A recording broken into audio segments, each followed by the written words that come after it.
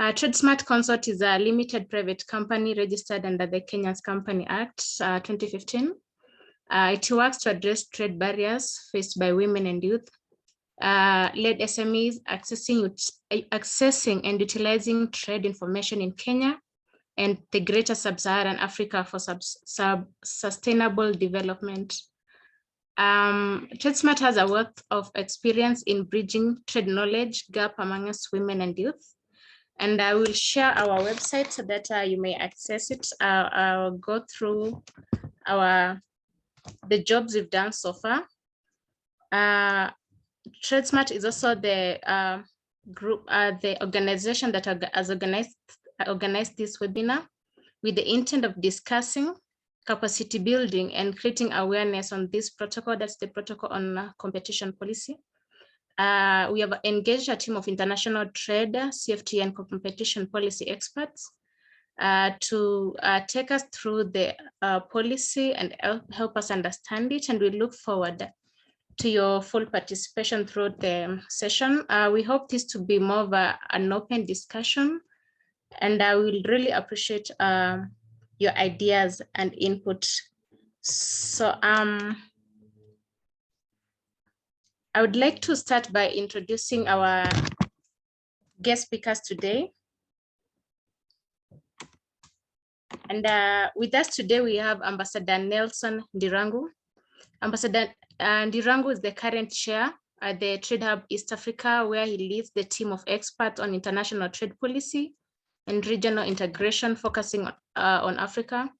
He served as the chairman of the Competition Authority of Kenya and also the ambassador or High Commissioner. He was the Director General Economic and Commercial Diplomacy Directorate at the Ministry of Foreign Affairs and International Trade. He has also worked as a consultant in various institutions, international and national organizations, some of which are the WTO, the WHO, FOO, UNCTAD, ACP, COMESA, IGAD, and the EAC. The ambassador has a master's in postgraduate diploma in international economic relations, a postgraduate diploma in international trade policy, and holds several awards, including the Order of Golden Warrior of Kenya, in recognition of his contribution to trade policy, formulation, development, and implementation. So Ambassador Ndirangu, kindly say hi to our participants today.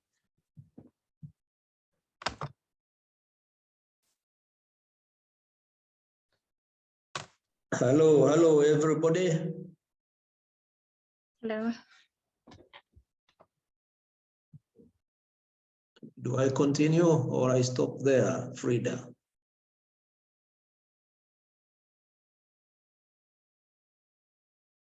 You're muted. Sorry about that. So I wanted for participants first to get an image of the person behind the mic, the guest that one of our key guest speakers. So I would also like to introduce our second speaker. His name is David Kagenu. David leads the international trade and financial services expert with a keen interest in trade agreements, trade facilitation, and trade finance. He has written extensive thoughts of leadership on the CFTA, its competition and intellectual property rights, protocols, and the history of trade agreements and the GATT.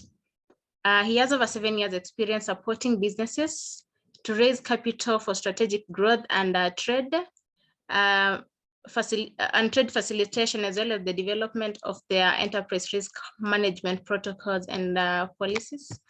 Mr. David, kindly, you can say hi to the team. Hi, Frida. Thanks for the intro. Happy to be here. Okay, welcome. Yeah. So I will take us through a brief background of the CFTA before we give our speakers the opportunity to give us an understanding of the protocol.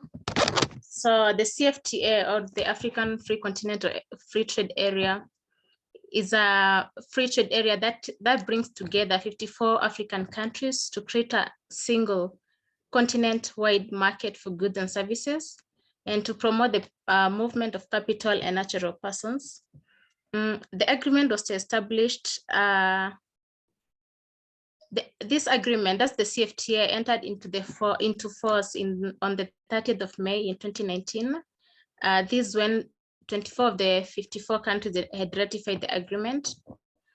It's the largest in the world in terms of number of participants. That's 54 countries after the formation of the WTO.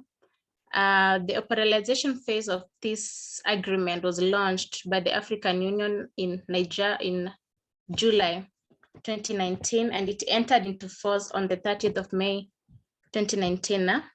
Negotiations are still of some of the important aspects of this agreement, such as the rules of origin, are still going on. That's the phase 3, yet to be finalized. And let's look at the CFTA in numbers. What does it offer to its members? So the CFTA comes with a market size of 1.3 billion people across the 55 African countries, 54 of which have ratified. One of the countries is yet to ratify. It also comes with a GDP value of 3.4 trillion USD dollars. It brings up about 30 million people. It will lift about 30 million people out of extreme poverty. It will also raise incomes of 68 million others who live in less than $5.5 per day. The CFTA will increase Africa's export by $560 billion, mostly in the manufacturing sector. It will spur large wage gains for women, that's 10.5%, than men, which will be 9.9%. The CFTA will boost both skilled and unskilled workers. That is 10.3% for unskilled workers and 9.8% for the skilled workers. The CFTA will boost Africa's income by 450 billion by the year 2035, which is a gain of 7%, while adding $76 billion to the income of the rest of the world. And lastly, the trade facilitation measures that cut red tape and simplify custom procedures will drive $292 billion of the $450 billion potential income gains. So what does the CFTA seek to do? It will bring about the removal of tariffs within the continent, and it will also work towards the reduction of NTBs, or the non-tariff barriers. And this will bring about access to wider markets, make worthwhile investments, drive industrialization, expand different sectors, create jobs, food security, and develop regional value chains within the region. So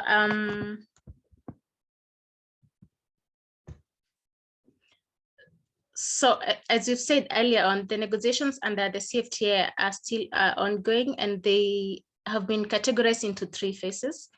The first phase has covered 3 different protocols. That's trading goods, trading services, and dispute settlement. Okay, despite trading under the agreement, despite the trading under this agreement being permitted, negotiations continue to. Sorry about that. Under phase 1, we have trading goods and services and dispute settlement. Under phase 2, we have intellectual property rights, protocol on investment, and protocol on policy, on competition policy. These 3 were just completed the other day, and today we are here to discuss one of these protocols, which is the competition policy. Even though the protocols were meant to be completed earlier on, they were briefly interrupted by the COVID-19 pandemic, resulting to some delays, and they just got released the other day, and hence why we're here to create awareness on the same. And the 3rd phase will include digital trade, women and youth in trade. And this will commence is due to commence since the phase 2 negotiation were just completed. So our interest today is on the protocol on competition policy. The protocol aims to promote efficiency and innovation and reduce prices within the CFTA market. The protocol also aims or seeks to improve efficiency and healthy competition about businesses. And also it aims to provide effective enforcement of competition and consumer protection laws, enhance the protection of consumer rights, and promote the active participation of the market.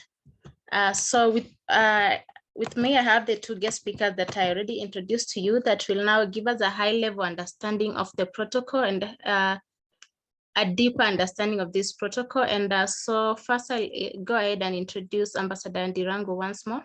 Karibu, Ambassador. Thank you very much. And let me also thank you for inviting me for this discussion to share with the participants the little I know about competition policy. I think the AfCFTA, as Frida has touched on it, is based on the concept of market fundamentalism.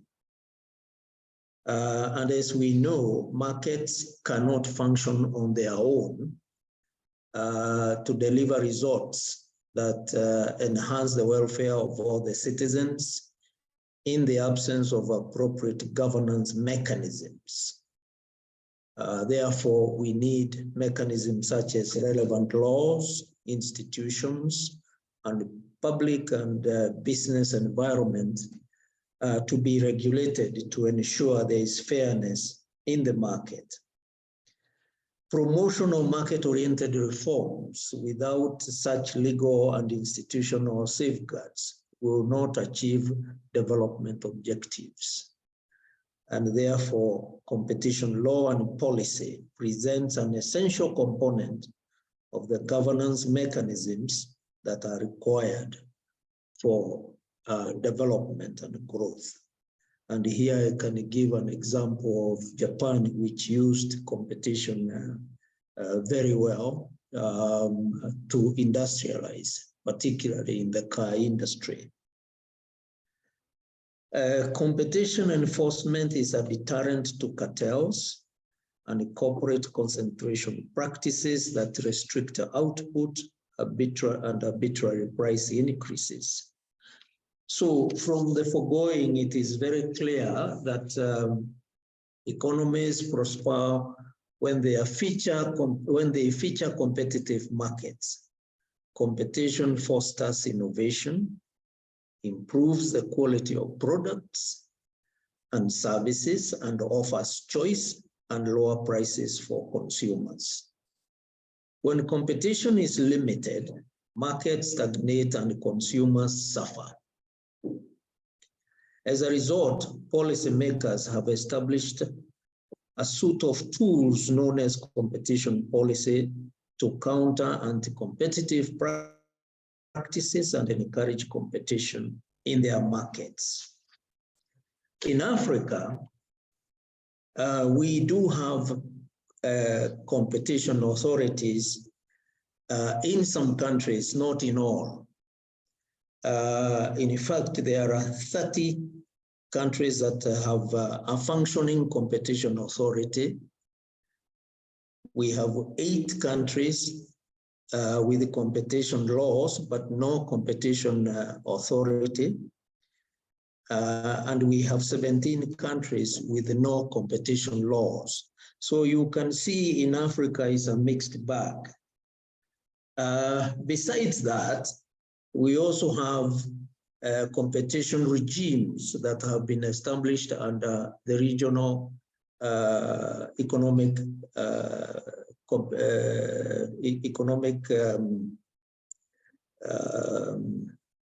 cooperation.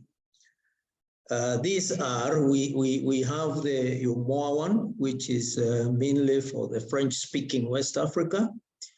We have the East African Community, which is not fully functional.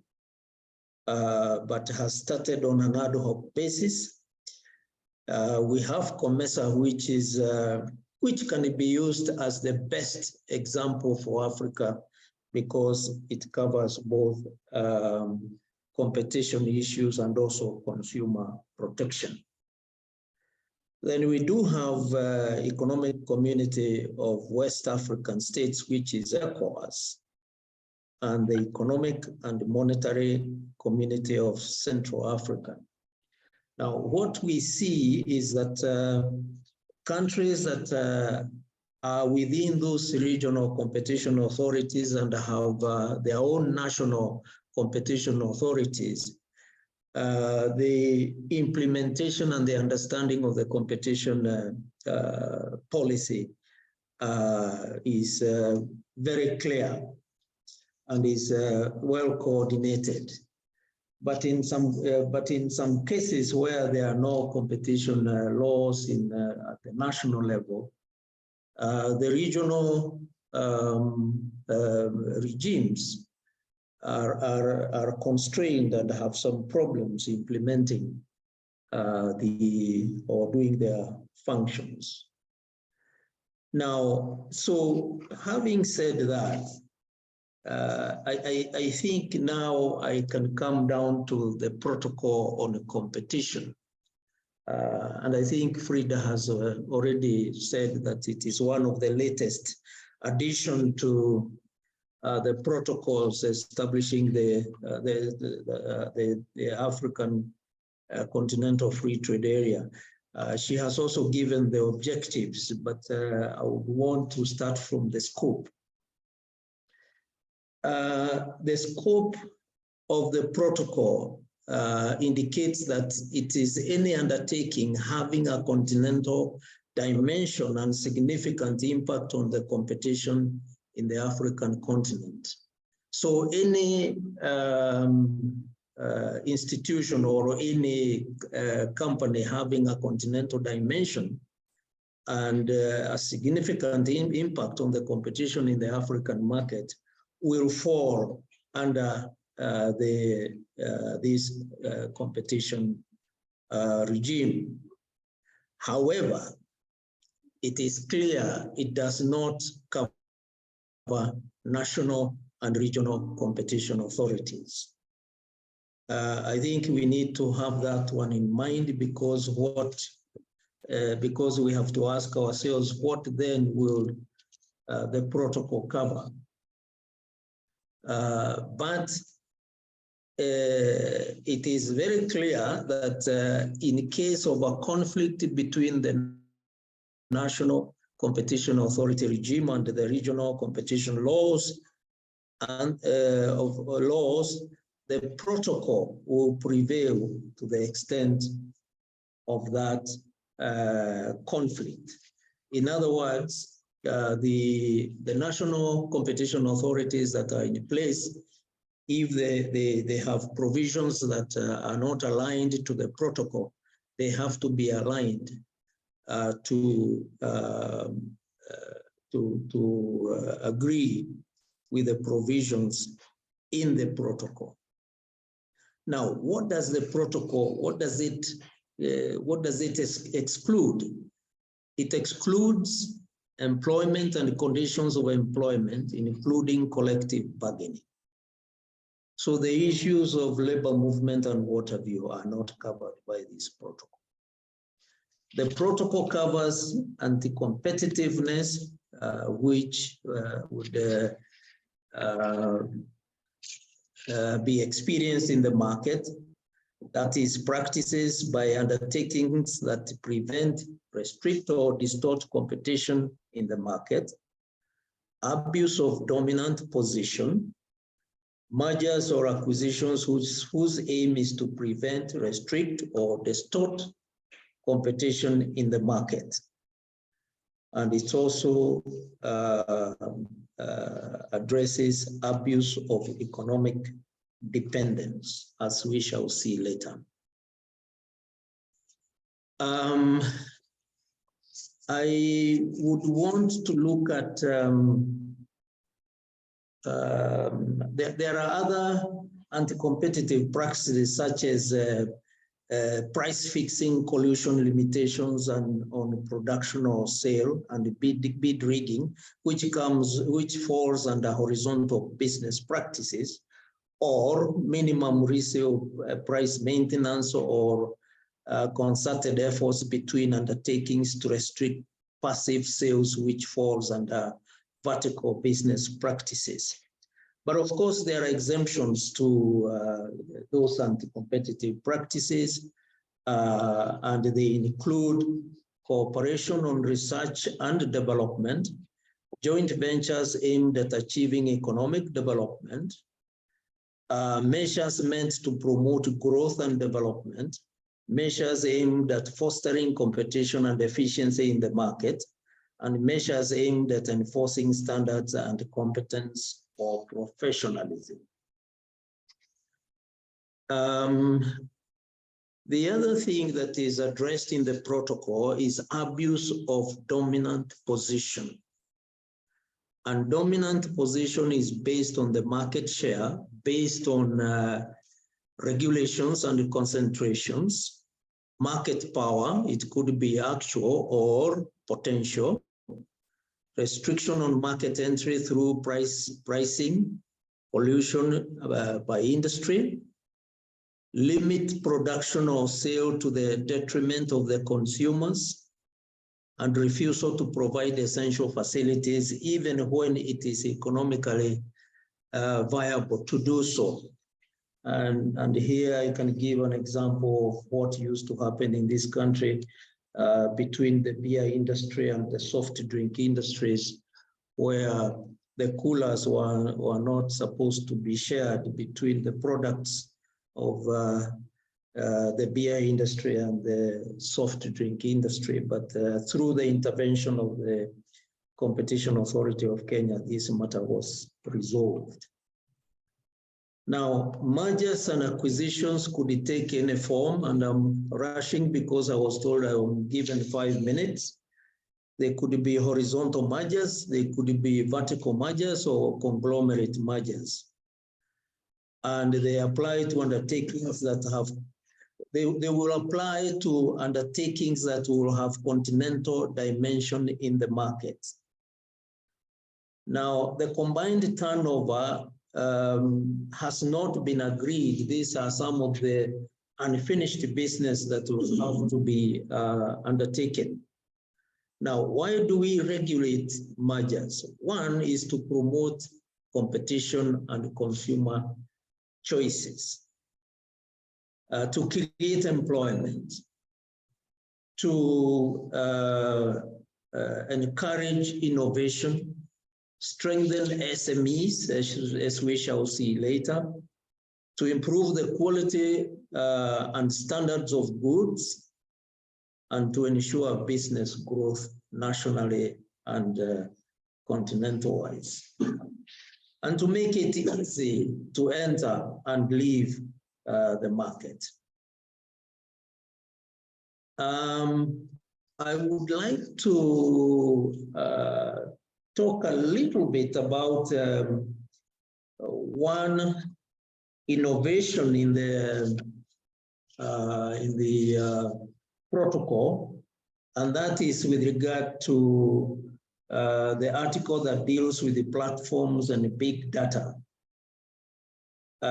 This is found in article, I think 11, on abuse of economic dependence and any other anti-competitive practices.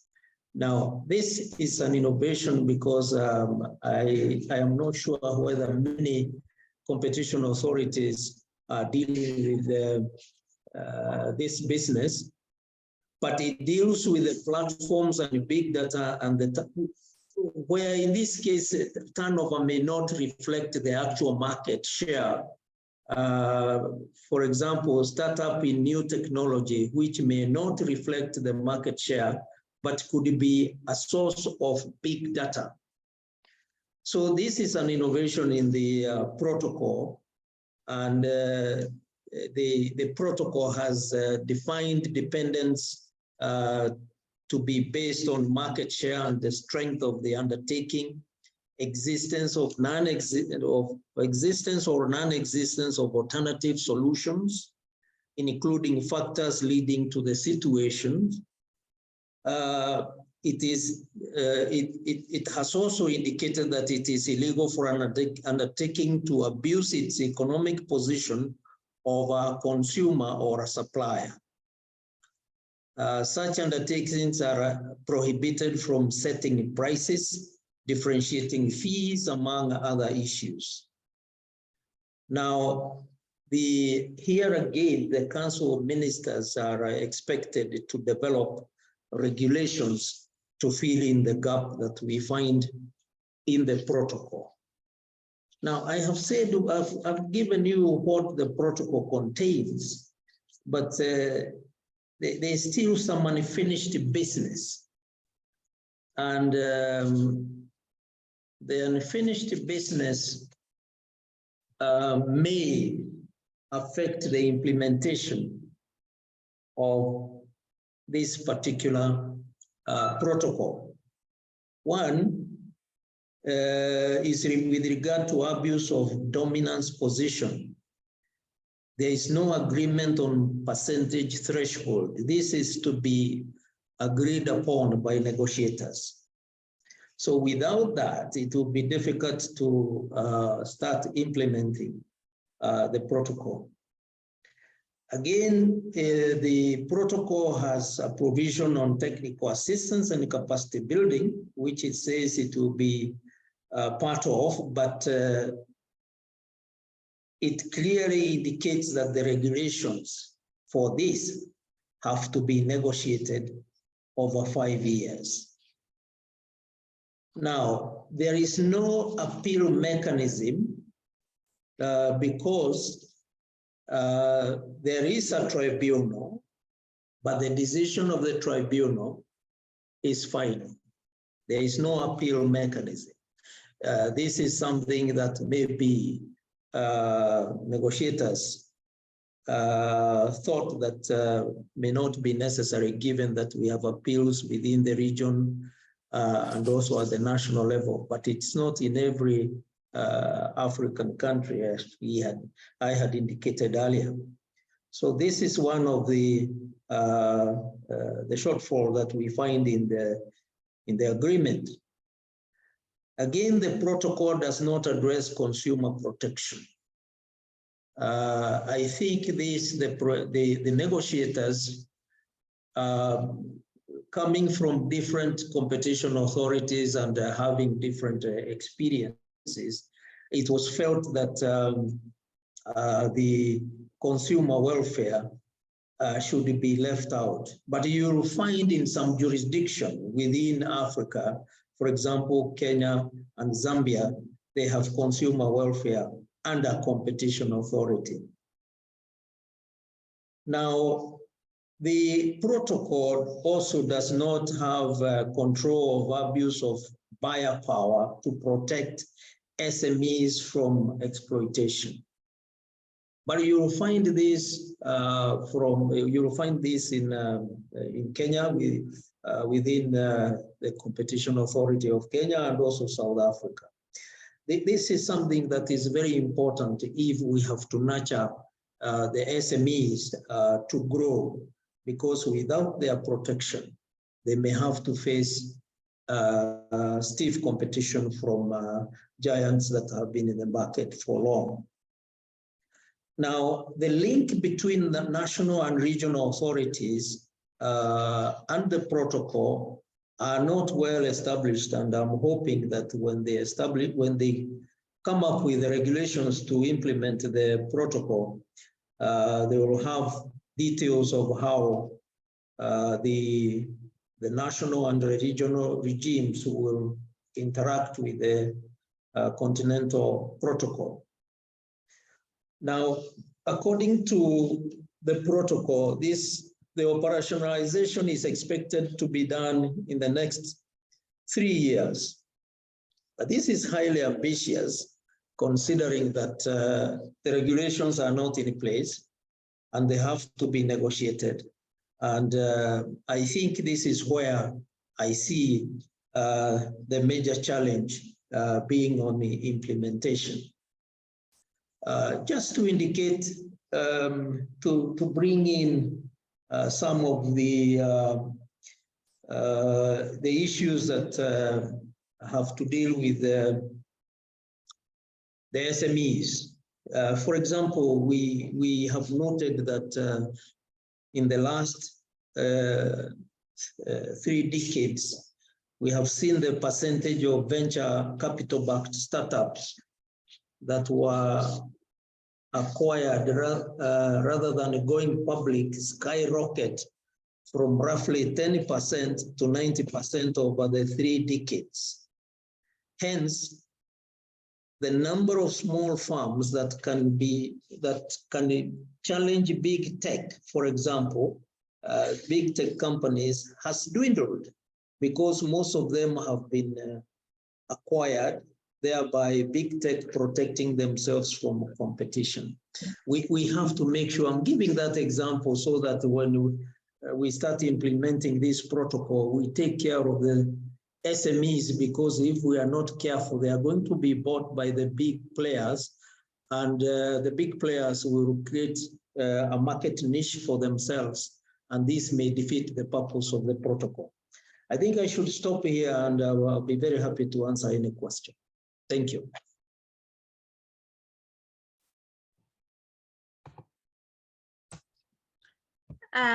Thank you very much, Ambassador. That was some good information. I'm sure a big number of us are not aware that there are so many countries without competition laws across Africa, and some without even the competition authorities. Without taking much time, let me introduce Mr. David to give us another brief, and then we'll go to the question and answer session.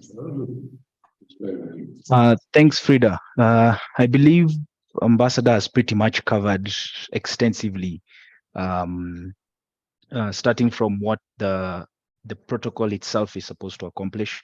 And I don't want to end up repeating everything you said, but in simple words, what the competition protocol is trying to achieve is harmonize competition laws across the continent. So as Ambassador said, you have 39 countries with national competition laws. You have others that don't have any national competition laws or competition enforcement authorities.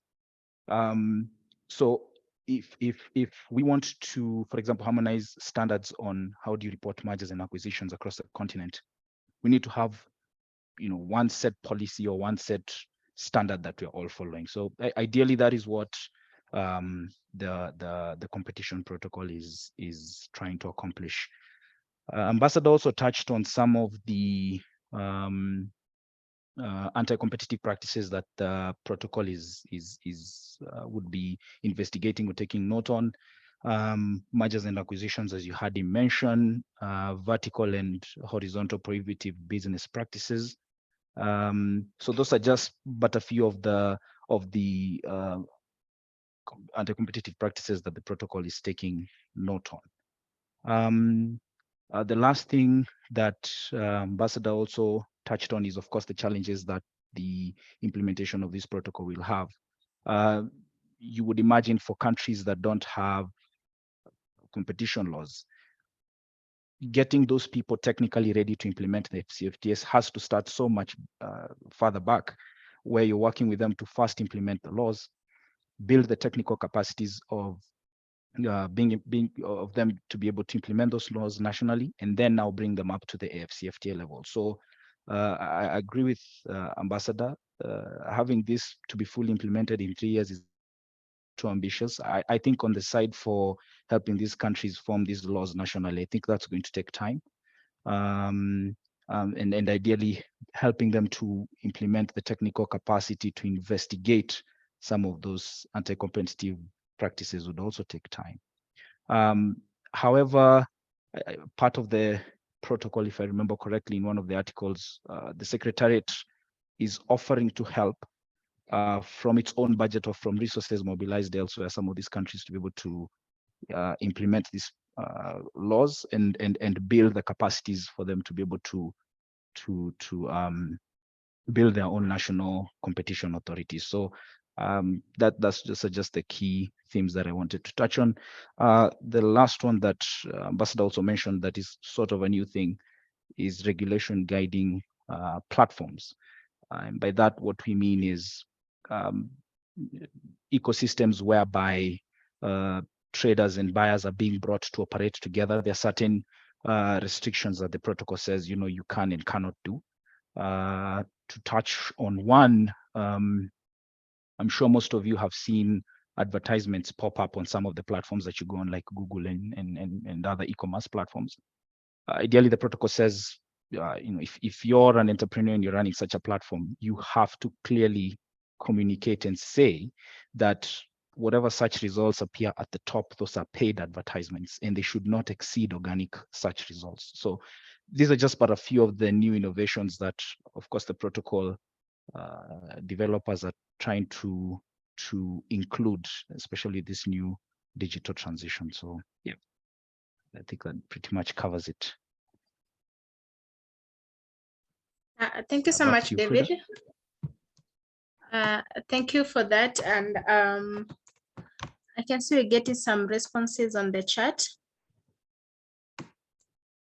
Okay, meanwhile, we want to go to a session where we'll be able to ask our speakers questions and they give us feedback. So feel free to type your question on the chat and we read it to our speakers to address their questions or comments or any views you might have on the same. So I'd like to start with one question to our guest speakers. And the question is, I'm not sure if Ambassador you addressed this, but did you talk about the institutional arrangements under the protocol on competition policy?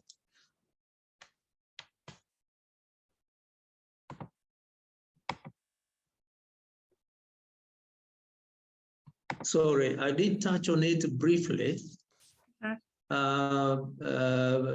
Because the protocol foresees the establishment of a commission that will have a board and will be doing the investigations. But as I said, if, for example, a merger is happening within East Africa, it will be expected that the EAC Competition Commission will deal with it. If it is happening within COMESA, that will be the case. But if, for example, it is between Ethiopia and Ethiopia is a member of COMESA.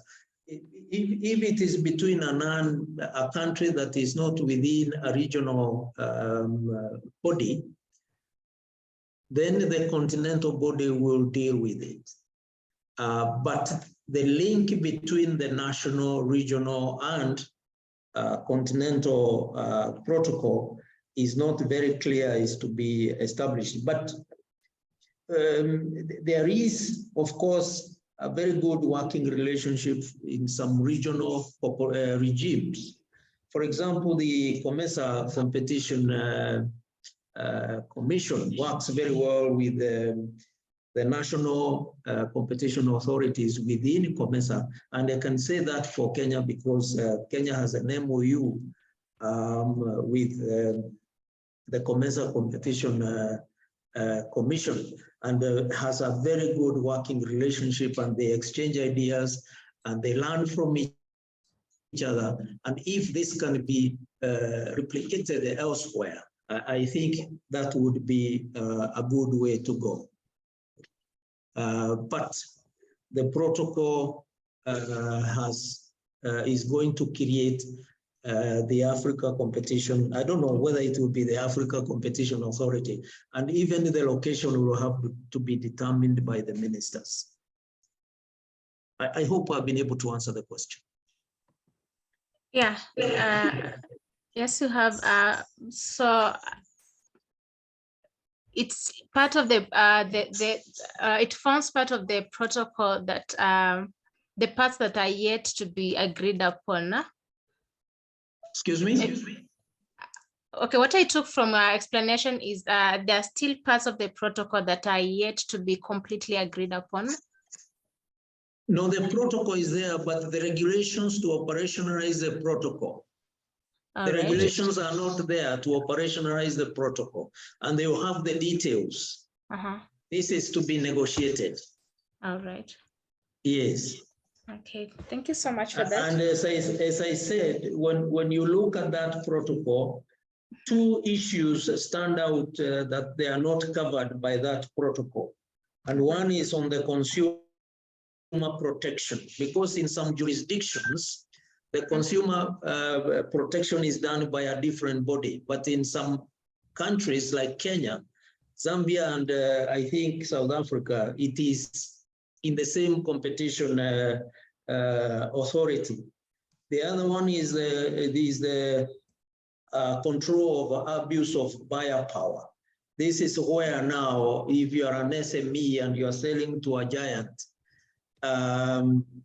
you will not be held hostage by the giant because there are rules on how the payment should be made and how how long you'll be required to the period that you'll be required to ensure that after that the payment is made. This buyer power is not in the protocol. So these two issues are out, and they are critical. They are important because if you look at our continent, most of it, most of the businesses are small and medium enterprises, except maybe the big multinationals who know how the business is carried out. And they need protection, they need to grow, and they can only grow if you have a strong competition authority that will ensure they are not harassed by the big players. Thank you. That's quite clear. The second question will go to you, David. What is the relationship between the protocol on competition policy and other protocols of the CFTA? Okay, thanks, Frida. When I think about the competition protocol, there is one particular other protocol that comes to mind, and for me, it's the investments protocol. And I'll use my own words to explain how I think those two relate. So I believe the competition protocol pretty much sets the foundation of the rules and regulations that businesses are to abide by to ensure that there is fair competition. So let's say I'm a Kenyan investor, I want to put up my manufacturing plant in Botswana. One of the considerations that I'll take is to look at how fair is competition in that market. I could be coming in there as a small SME to operate there.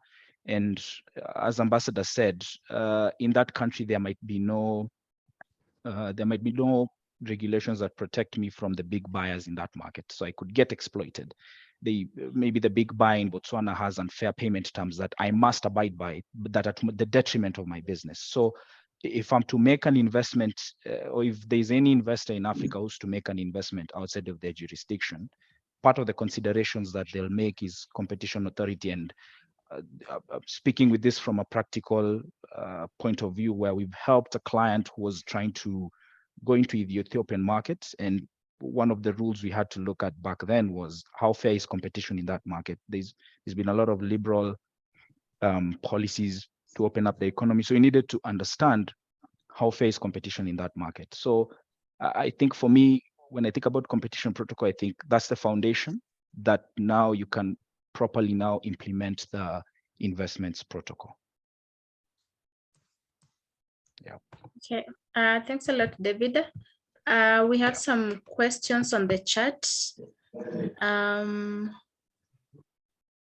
Oliver, you say would like to receive this meeting session via our email. Kindly, and the other one is, how do we access the protocol from Abre? So what you can do, if you need the protocol or the recording of the same once we're done, kindly put your email on the chat and we'll send them to you once we're done. There's also a question, Bihani, you say, thank you for the presentation. I would like to pose a question. where there is a national competition law and consumer where there is a national competition law and consumer protection in my country, Ethiopia. However, it is not efficient and effective in addressing its essence. Hence, what difference does this protocol bring about nationally? And hopefully some can be shared with other African countries. Thank you. Ambassador, would you like to take that? Well, it's a difficult one because my search, I don't think Ethiopia is one of the countries that, let me see. Ethiopia has a functioning competition authority, but the efficiency, that is what I cannot comment because I don't have experience with the Ethiopian competition authority.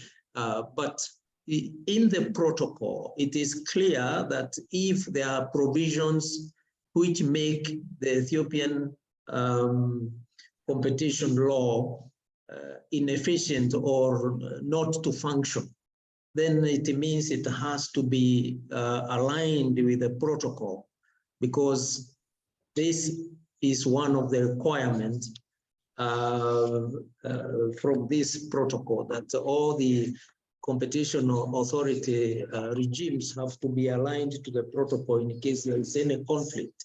And if there is any conflict, then the protocol will prevail. So now, if Ethiopia has an inefficient competition authority, and now we have this protocol and the protocol becomes effective, then Ethiopia may choose to use the protocol and probably get the efficiency that they are looking for. But I think we also need to find out whether the efficiency is brought by competence or by the existing law. That has to be examined. Okay, Bihani, kindly you can tell us on the comment section if you feel your question has been answered. We also have another question from Ruth. Ruth says, how does the CFTA plan to harmonize and unify the already existing competition law within the different regional economic blocks of Africa and the different national competition law? David? Thanks, Frida, for that question. As the ambassador has mentioned, the regulations that are yet to come up will guide exactly how this is supposed to be done. What are the specific steps to be taken? What exactly are we harmonizing? Right now, the protocols as they are pretty much just set the trajectory of how we're supposed to go to get to that continental harmonization, but they don't give us the specific steps. On the other hand, aside from the protocol, within the regional economic communities and the national level competition authorities, we've seen some of them come together and, for example, sign MOUs and say, we're going to work together and try and share information about how we are, we are conducting our business. I think, for example, Kenya has signed an MOU with COMESA, and we also have an MOU, I think, with South Africa. So aside from us waiting for the regulations for this to happen, already national and regional level competition authorities, they're already discussing, they're already talking, they're already signing MOUs, they're already sharing information. They're already looking at cases together. So aside from the AfCFTA, there's that desire for harmonization that is already coming down from the players. So the plan, we will know it exactly what will be done for the AfCFTA. We will know it once the regulations are out. But apart from the AfCFTA, some of the plans that these national and regional authorities are doing is to, for example, sign MOUs and agree that, hey, we're going to share information so that we can understand what are some of the dynamics we each are facing individually. And if we are to come together and capacity build together, what are the things we need to take into consideration. Yeah. Thank you, David. We have a follow-up question, Ambassador, from the previous one that you just answered. Bihan says, thank you, it's addressed, but not quite sure as the ambassador outlines whether it is competence or law that inefficiency emanates from. I need to find out, but it is addressed. Okay. Well, as I said, you know, unless somebody is in Ethiopia and has studied the Ethiopian Competition Authority, both law and in practice, it's difficult to point out where the problem is. But that's why I'm saying it may be because of the existing laws that need to be revised, to be aligned with the protocol, or maybe the competence of the people who are running the authority. But I don't want to put blame in one or the other, but I'm only saying it could be. Frida, maybe I can share two, three sentiments that would help to maybe answer the question for the case of Ethiopia. I think from our experience dealing in that market, it's been on both fronts. So in the financial services space for Ethiopia, there was a regulation that was limiting how much that was basically forcing private financial institutions to invest in government securities. So that was an issue on law. I believe, but I'll confirm from my records, I believe that the law was removed. But at the time, you see, that was an issue on law that was affecting competition in the financial services space. On the other hand, if you look at the same sector and you look at the two regulatory guys who would ideally be also monitoring competition within there, I think that is the National Bank of Ethiopia and the Commercial Bank of Ethiopia, I think one of the two. Technically, they didn't have, at the time when we were dealing with them, we felt that they didn't have the technical expertise to be able to implement competition laws effectively. For example, they were pretty much they were dog but didn't have a very good bite. Boils down from how their board is being selected. They can't enforce regulations that they have because they cannot, for example, enforce regulations on state-owned enterprises, state-owned enterprises that are financial institutions, because the same people who are running those institutions are the same people who are appointing these people to the board. So, you can't, you can't bite the hand that feeds you. That was the feeling that we felt at the time when we were dealing with Ethiopia. So it was boiling on both sides. There was regulation that prioritized state-owned enterprises as opposed to private institutions. That's why there was not much investment on the private sector side. But additionally, there was their technical competencies was compromised because most of those appointments were political in nature and not based on merit. So I think for us in Ethiopia, to answer the question from Gebru, I think for us, we felt it on both sides. It was competence and it was law. There are some liberal decisions that they've made that have opened it up a bit, but we still feel on the technical side, there's still a bit of a challenge. Yeah. Okay. Thank you for that, David. I'll ask one more question. Okay, in your opinion, what is the implication of the protocol to CFTA member states and businesses in Africa? Ambassador, maybe you can take that one. I think the protocol brings certainty in the market and fair play. And if it is implemented to the letter, we should see a number of SMEs springing up and growing to be big players in the African market in the future. Other than that, now, can you ask the question again? In your opinion, what is the implication of the protocol to CFTA member states and businesses across Africa? Well, as I said, it brings in certainty. It improves the environment, the business environment, because it's going to bring in fair play. Both small and big players will be subjected to the same rules. And I think if it is implemented as is, together with the regulations to be developed, we should be able to see a more vibrant Africa that will industrialize much faster.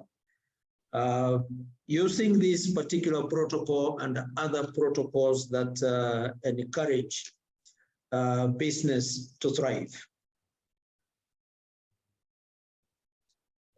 Okay, thank you so much. And the other thing that I forgot to mention is that this particular protocol calls on each party, each state party, to notify the existing domestic laws and regulations within 6 months of coming into force of the competition protocol. So countries will have to notify, and in so doing, I think the Secretariat in Accra will have to look at the laws and see whether they are in tandem with the protocol or not, because as I said, the provisions that will be found to be not to be in line with the protocol will have to be amended to be in line with the protocol, and thereby, therefore, the question that had been asked earlier of how of whether there will be uniformity by amending the laws that are not in line with the protocol, we shall be harmonizing the competition regime in Africa. So it will be the same regime from Cape Town to Cairo and from east to west. Thank you. Okay, from what you just said, I'd like to know, upon their presentation of their current competition laws to the Secretariat, would they be given maybe a certain amount of time for them to align this law? I think so, because it will not be expected that once you have done it within 6 months, then the following day you have to change your law. The states have to be given some time to revise their laws so that the regime becomes uniform, the whole of Africa. Okay. Yeah. All right, thank you. David, how best do you think this protocol can be implemented and domesticated to the CFTA member states? Thanks, Frida. There's quite a lot that can be done. As I mentioned, the things already these competition authorities are doing on the ground. Some of these competition authorities are already sharing information on how do they work together. So that's one way. Number two, I think it was mentioned in the initial part of this presentation, the AfCFTA is ideally a building block of what the RECs are already doing. It's nothing new under the sun. We're not developing regulations that has never existed before. So we're building on what guys are already doing or guys plan on doing. So I believe that fastens the implementation process of it. Number three, the AfCFTA Secretariat has ideally said they're willing to handhold institutions that either don't have competition laws or don't have competition enforcement authorities across the board. They're willing to work with these guys in building up their technical capacities, helping them structure these laws in the first place and how do they actually implement them and enforce them as well. So there's things already being done that I believe are in one way or another beneficial. Competition authorities agreeing to share information, regional economic blocks as well willing to share information. Some of these regional and national competition authorities have already started taking the structure as though they are working within the AfCFTA. I believe now in Kenya, if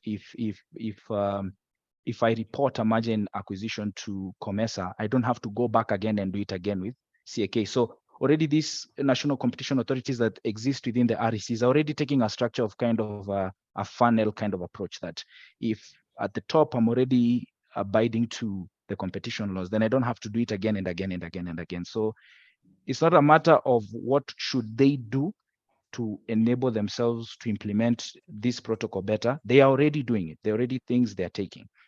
And I believe they're all moving towards the right direction. Yeah. Okay, that's quite clear. Ambassador, to follow up on what David just said, how can these CFTA member states, the RECs, the private sector, prepare themselves in order to benefit from this protocol? I think we need we need a lot of advocacy, because we have this habit of negotiating protocols and putting them in the archives, and the implementation becomes a problem.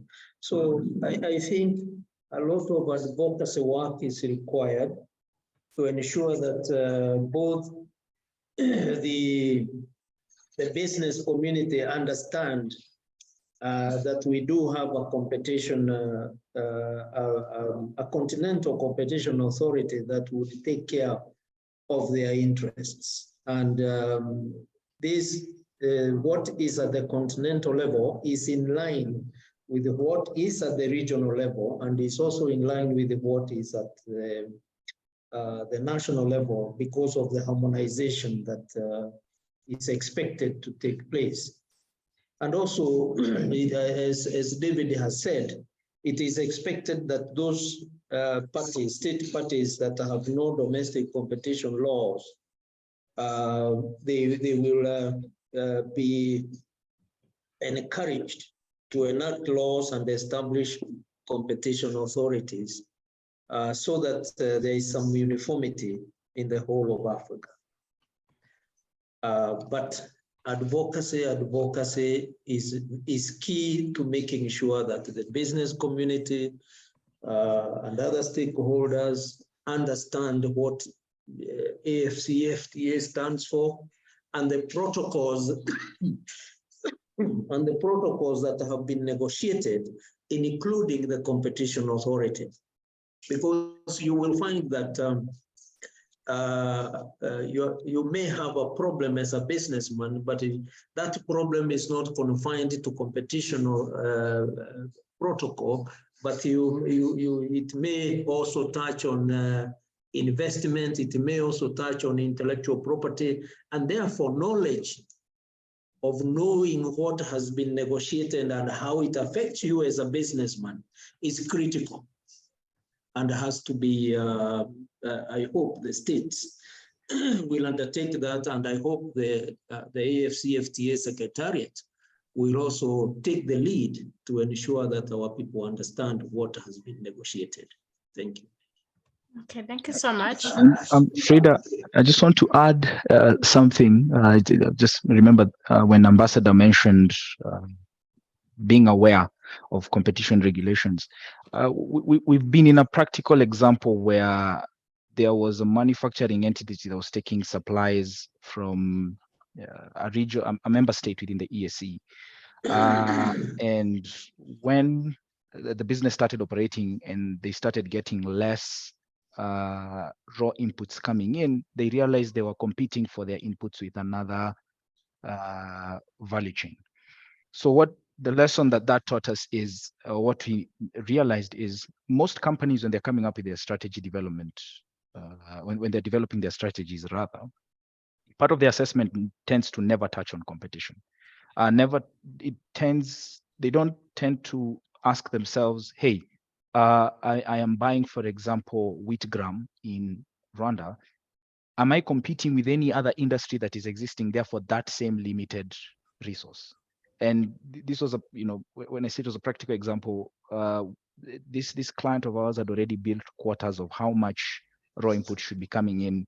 They started operating, I think 6 months down the line, the volume started going down, and they realized that they were competing for a very limited resource with another dominant player in the home market where they were getting their inputs from. So what we've always advised our clients and what we factor in our strategy advisory is a competition assessment has to be done. We have to look at who are the big players in, even if it's just, it might not be you're going to that market to, sell your products, you're going there to get an input. So we look at who are you competing for that same input to? Who is that product that you want to buy so critical to their own operation that they would undercut you on price? I know you might also know many businesses in the agricultural sector within Kenya that have struggled with the reality that, farmers would rather be paid on cash than be paid on credit. So just to emphasize what Ambassador has said, it's not just about knowing the knowledge, but it's about building that in your internal strategy development. You need to factor in what's the competition, where you're going. If you don't, you're so exposed to a dominant player just adding a small margin as 5 shillings, and your whole value chain, the input section of your value chain is completely compromised. So we advise our clients and we build those competition assessments in their strategy documents, just to make sure that that's covered. Yeah. Thank you so much, David. I'd like to ask the last question, and it's on challenges. What challenges do you foresee in the implementation of the protocol, and what solutions would you propose to mitigate these challenges? If we can get both of your views, this would be great. Let's start with you, Ambassador.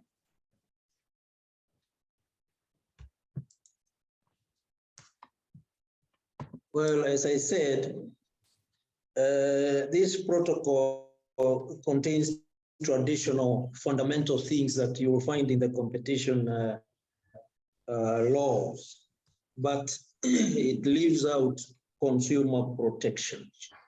That is going to be a challenge, and I don't know whether the negotiators will negotiate a package on consumer protection so that they take care of the not just the consumers, but even some of the SME through control of abuse of buyer power.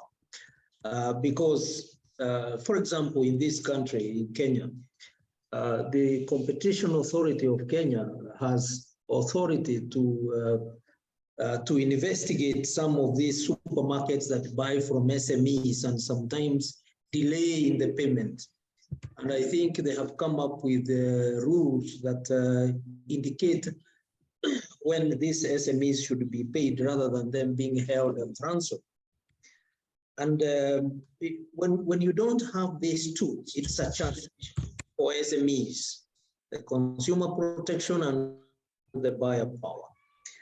The other thing is on the implementation, because when you look at the calendar that has been given, building capacity in 5 years, and agreeing on the regulations in 3 years, it may not be practical considering the way how long we take sometimes to negotiate. So that is also going to be a challenge, and the implementation. We may not see the actual implementation until maybe after 10 years, the earliest maybe. But that is my assessment. Somebody else may be having a different idea altogether. Do you maybe have any mitigation measures or possible solutions to these challenges? Well, I think the summit has to pronounce itself. Sometimes until the heads of state instruct those who are below them that we want this done in 1 or 2 years, they take their sweet time. And you may not, some countries may not know the value of competition authority at the moment because they don't have one in place. Until they have one is when they will appreciate how important it is. That is also a challenge. The other challenge is what has been witnessed between the national and the regional competition regimes. Because in some regional competition authorities, we see that national governments are not willing to cede power to the regional institutions. Luckily, within COMESA, this is not an issue. But it's something that has to be thought about. You also have to think about the budgetary constraints that may come as a result of this, considering that even negotiating, sometimes we have to get assistance from outside. Even when it comes to implementation, we may not be in a position to do so without assistance from outside. These are some of the things that we have to start thinking about and seeing how we can overcome them. Thank you very much. Thank you so much, David. I agree on the point of being able to implement this at a continental scale. It takes resources. In some countries, you're like I repeat again, you're not just going to build a competition authority enforcer. You're going to build the laws. That's where you're starting from. So who is going to pay for that process? Is it going to be the government that is there? Is it going to be the AfCFTA Secretariat? These are the questions that we would need to answer. Who is going to, foot the bill of setting up these watchdogs to be technically able to investigate anti-competitive practices within the economy? So resources is a very big question. The protocol has said that AfCFTA would help these countries to implement these from their own budget or from resources mobilized outside. I think that would be the best way to go. Additionally, it is to show the importance of good competitive practices for these nations, for them to now understand that it's actually in my interest to have good competition policies, because that would A, make my sectors more competitive from innovation, or B, invite more investments into my economy. Another challenge, of course, now comes at the SME level. So we are making all these regulations here at the top and have a big plan. But the only way that we can strengthen and make sure that these regulations actually work is have people operate within those regulations. I think most of the people attending here will agree with me. There's a huge level of lack of awareness amongst SMEs on what the whole AfCFTA, even in general, is all about. Most companies, you talk to them about having an African Free Trade Agreement, and they're shocked. They don't even know that exists. The best way to help, I've seen the Secretariat has been having, and even regional economic communities have been having their own sensitization programs where they are bringing in different sectors of the economy and building awareness on AfCFTA with them. I think Rwanda had a program that they're running for, I think through GIZ, there's a program that they're running for the dairy sector and various other sectors of creating awareness.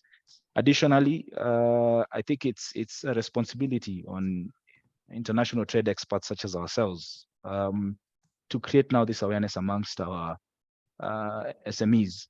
One of the things that we've been running at FI for the last 2 years is we are mapping out opportunities under the AfCFTA for different countries in different sectors. So for example, we are telling, I started with the one that I mentioned, financial sector players are telling them, by the way, there's an AfCFTA will open up this country, and this is what you need to do to enter there.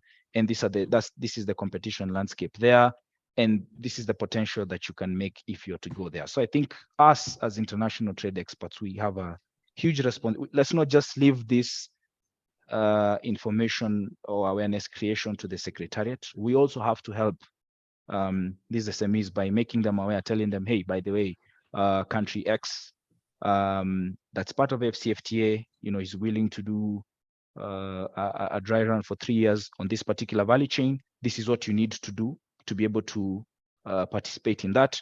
This is how that market looks like. This is the potential ROI that you can get if you choose to expand to this market. So I think to sort the information awareness thing, it's not a secretariat's only job. It's also a private sector responsibility, and as FI Consult, we are active at that.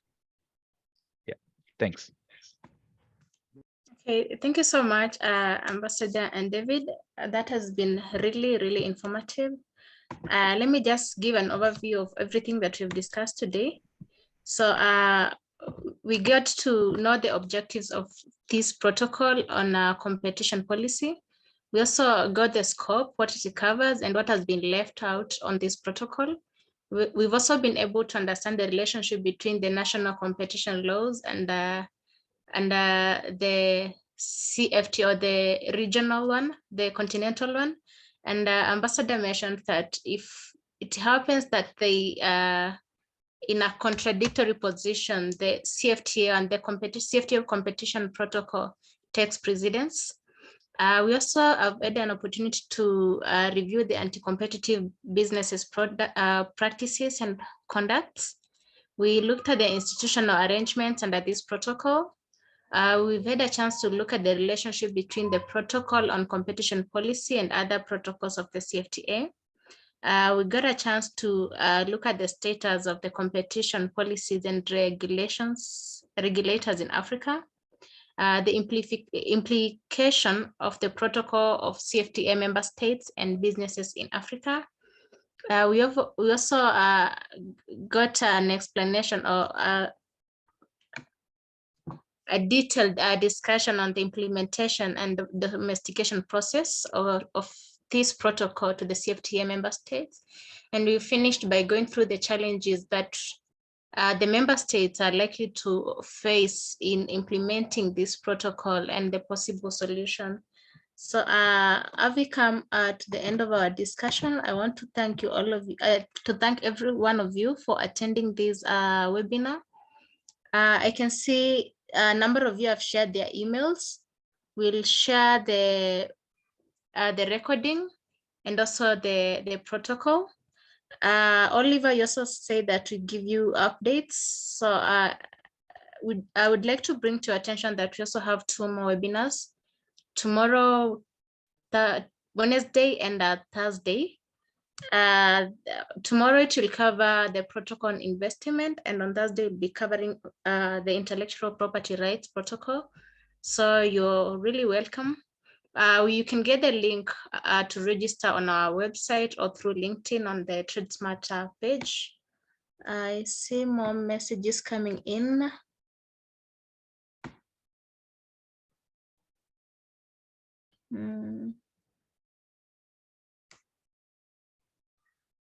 Okay, that's appreciation.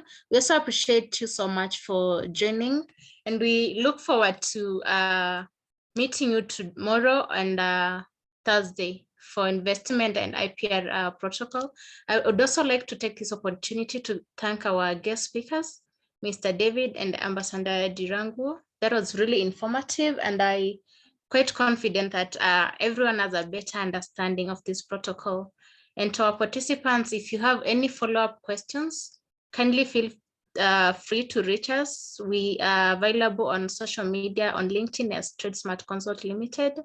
Our website, Mkasi, you can maybe post the link on the chat for anyone who's willing to access. And thank you so much for being here. You enjoy your evening. See you tomorrow.